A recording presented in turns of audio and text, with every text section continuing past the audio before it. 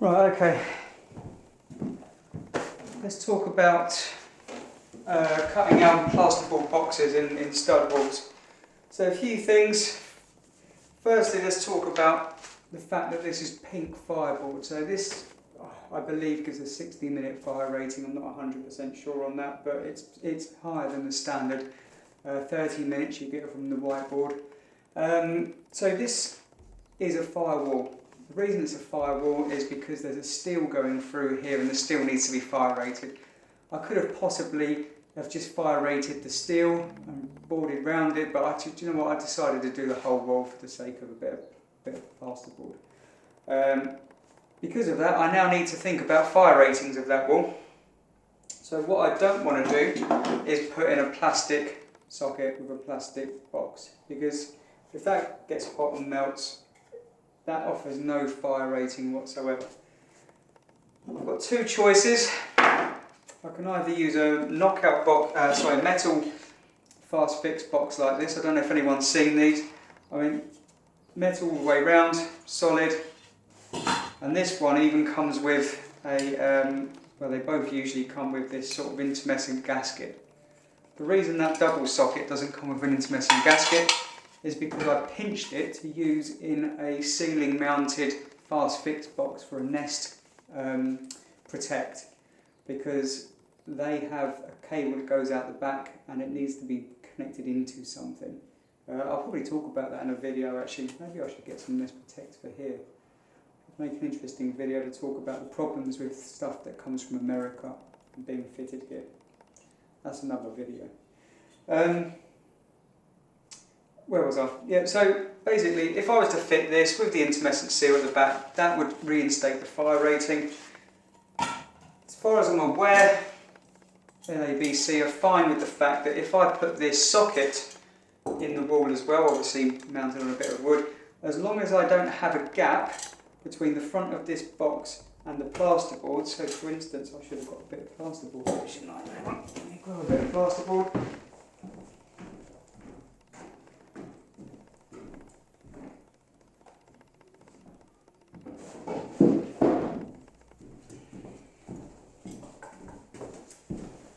So for instance, if my box is flat up to the back of that, that's absolutely fine.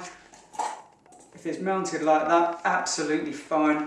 If it's mounted with a gap behind it, that then breaks the fire barrier, that breaks the seal. You shouldn't be doing that anyway, in my opinion. I know it's in a wall. People aren't going to be able to get their fingers to the socket or to the cables. But you could trap a cable in there as you're squashing the socket back. Also, if someone did do some work on the other side of the wall, they cut out a panel, it's then not protected. So I don't see the need for that.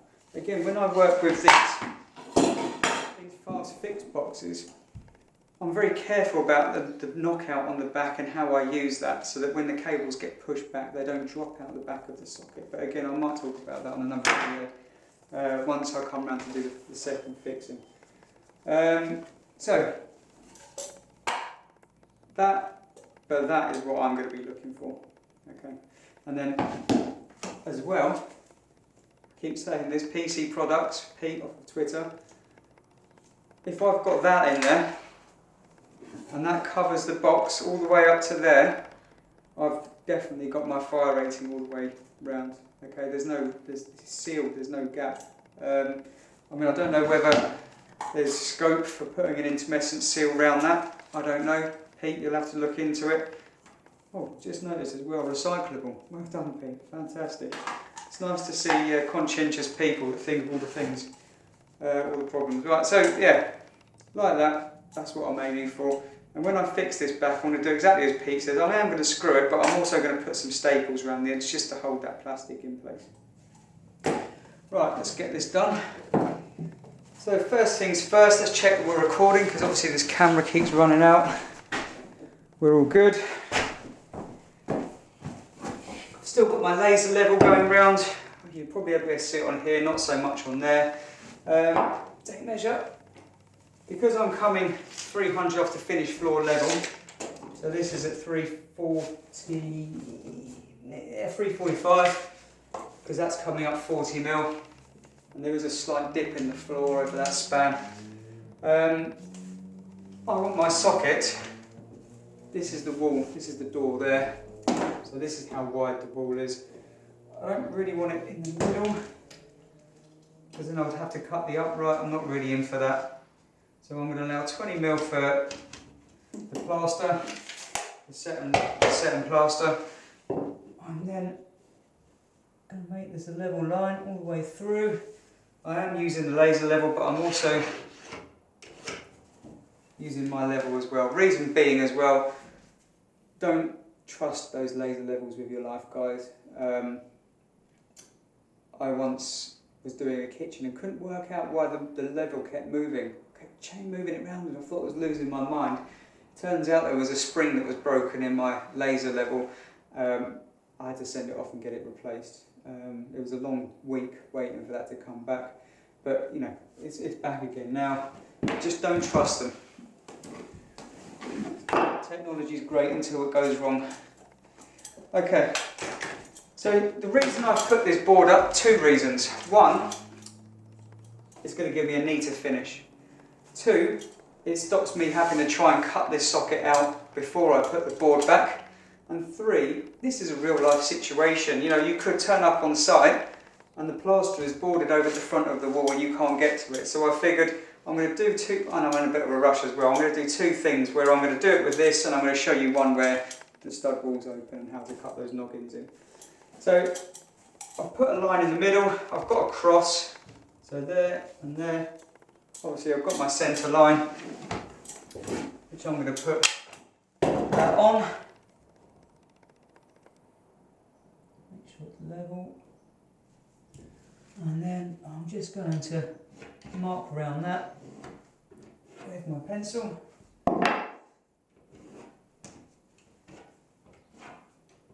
Hopefully you guys can see that, but that's what I'm cutting out. Okay.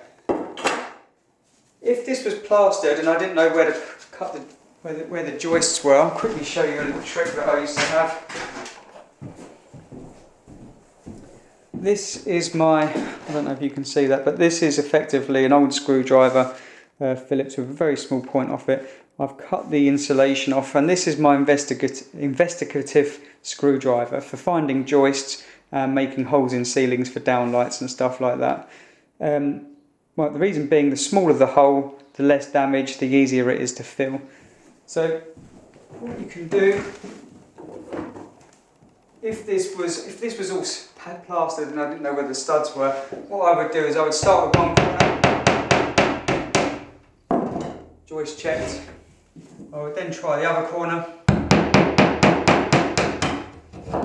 joist checked. So that corner.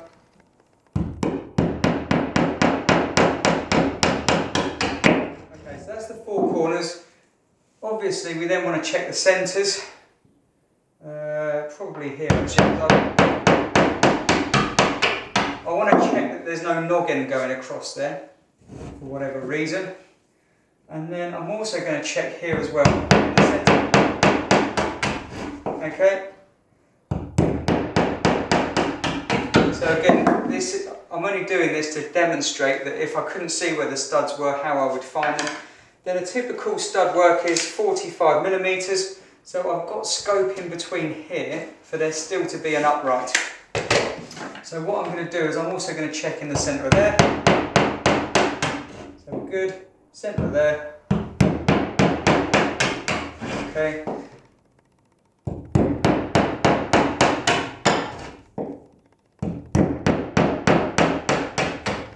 Right, okay.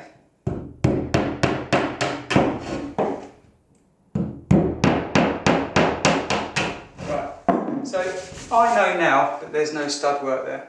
If I was using a fast fix box, obviously these tabs come out at the side.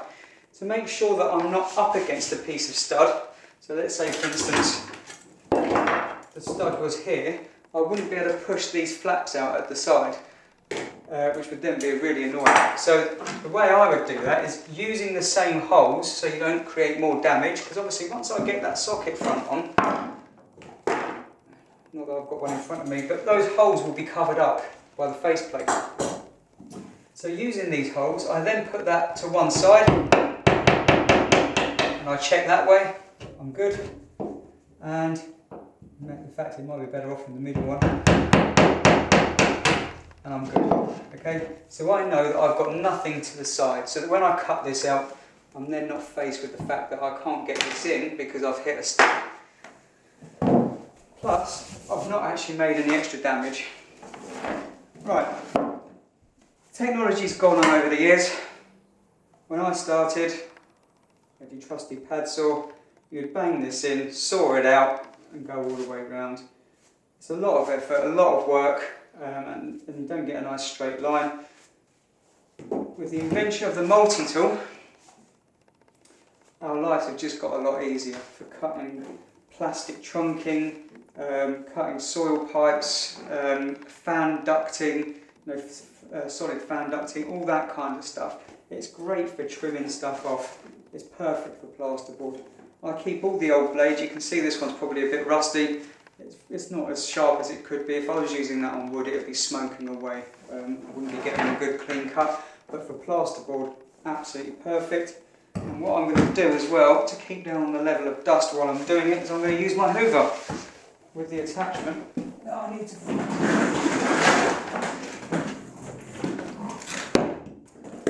Right, let me grab the attachment.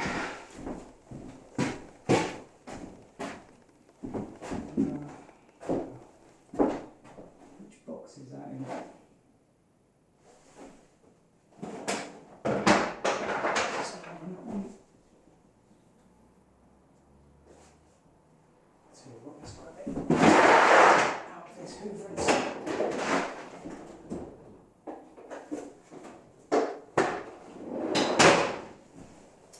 Right, the joy of having two hoovers that you can use bits out of both. I'm going to use this nozzle because it makes it easier to get the dust and get it accurate. Okay, let's switch the hoover on.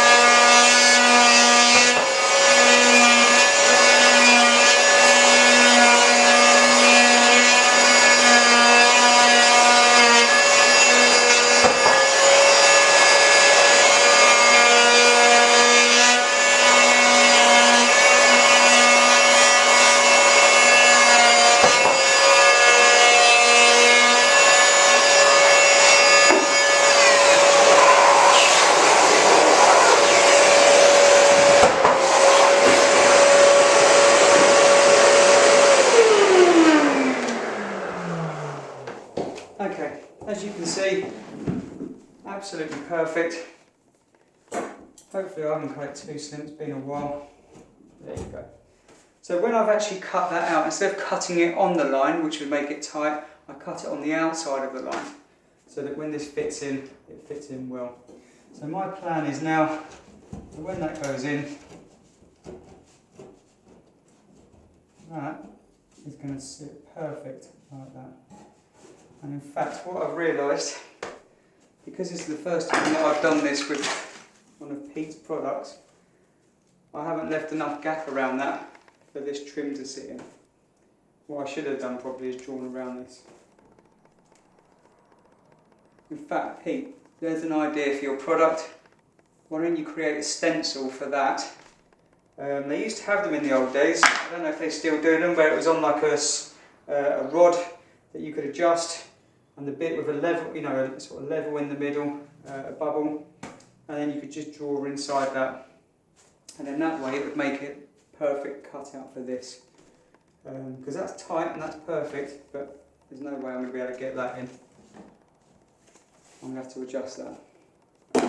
Okay, then what I would do is on the back of this wall, which I shall hopefully show you. In fact, let's take this off. So on the back of this wall, you can see the box. All I'll do now is I'll cut a bit of stud to fit in there, and I'll fix it exactly at that depth for the box. Happy days. As you can see, I've already drilled the hole up for the socket. A bit of pre-planning there.